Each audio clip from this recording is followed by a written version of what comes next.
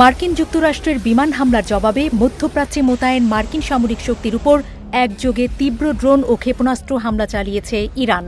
Jordan, Bahrain ও কুয়েতে অবস্থিত একাধিক মার্কিন বিমান ও নৌঘাঁটিকে লক্ষ্য করে এ সমন্বিত অভিযান চালানো হয়।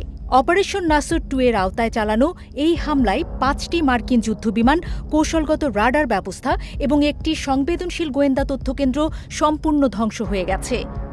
ইরান জানান, ইরানি ভূখণ্ডে মার্কিন বিমান হামলার পাল্টা জবাব হিসেবে জর্ডানের আজরাক বিমান ঘাঁটিতে এই হামলা চালানো হয়। অপারেশন নাসর 2 এর 20তম তরঙ্গের অংশ হিসেবে ঘাঁটির ফাইটার শেল্টার এবং বিশাল পার্কিং র্যাম্প লক্ষ্য করে একযোগে ক্ষেপণাস্ত্র ও আত্মঘাতী ড্রোন ছাড়ে ইরান। তেহরানের দাবি অনুযায়ী এই হামলায় যুক্তরাষ্ট্রের অন্তত 2টি ফাইটার জেট ও 3টি সামরিক বিমান সম্পূর্ণ ধ্বংস হয়েছে। এছাড়া বেশ কয়েকটি যুদ্ধবিমান মারাত্মকভাবে ক্ষতিগ্রস্ত হয়েছে। এর আগে বাহরাইন ও কুয়েতে মার্কিন স্থাপনাগুলোতে 18 ও 19তম তরঙ্গের হামলা চালায় ইরান। সেই দফায় বাহরাইনের শেখ ইসা ঘাঁটিতে মার্কিন যুদ্ধবিমানের সমাবেশ লক্ষ্য করে হামলা চালানো হয়। এর পাশাপাশি বাহরাইনে অবস্থিত ব্যাটেলকো নামে পরিচিত মার্কিন সামরিক বাহিনীর একটি অত্যন্ত গুরুত্বপূর্ণ ডেটা ইন্টেলিজেন্স সেন্টার ক্ষেপণাস্ত্রের আঘাতে সম্পূর্ণ ধ্বংস করার দাবি করেছে ইরান। পাশাপাশি কুয়েতের আলী আল সালেম ঘাঁটিতে মার্কিন বাহিনীর একটি কৌশলগত রাডার ব্যবস্থা ধ্বংস করা হয়েছে। এছাড়া আরিফজান লজিস্টিক্স সাপোর্ট সেন্টার হামলায় বেশ কয়েকজন মার্কিন সেনা হতাহত হয়। এছাড়া একটি ড্রোন হ্যাঙ্গার ও অস্ত্র মেরামতের কারখানা ধ্বংসের দাবি করেছে। শুধু তাই নয়, আল আহমাদি বন্দরে মার্কিন নৌবহরে একটি জ্বালানি সরবরাহকারী জেটি ও একটি সিগন্যাল ও টেলিযোগাযোগ কেন্দ্রেও সফল আঘাত হানে ইরানি বাহিনী।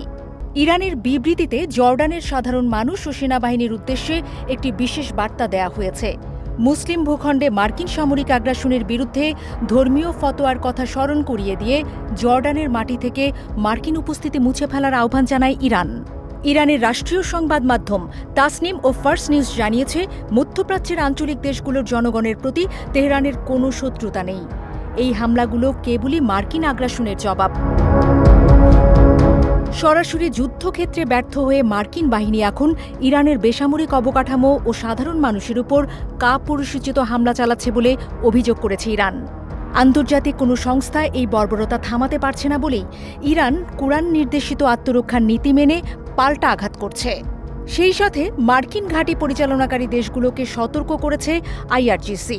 যুক্তরাষ্ট্রের আচরণ না বদলালে আগামীতে হামলার পরিধি আরও বিস্তৃত হতে পারে বলেও সতর্ক করেছে ইরানি বাহিনী। বিশেষজ্ঞরা বলছেন, ইরানের এই সমন্বিত হামলা মধ্যপ্রাচ্যে মার্কিন প্রতিরোধ ব্যবস্থাকে বড় চ্যালেঞ্জের মুখে ফেলেছে। যুক্তরাষ্ট্র ইরানের উপর হামলা বন্ধ না করলে এই সংঘাত পুরো মধ্যপ্রাচ্যকে এক দীর্ঘমেয়াদী ও অনিয়ন্ত্রিত যুদ্ধের দিকে ঠেলে দিতে পারে বলেও আশঙ্কা করছেন তারা।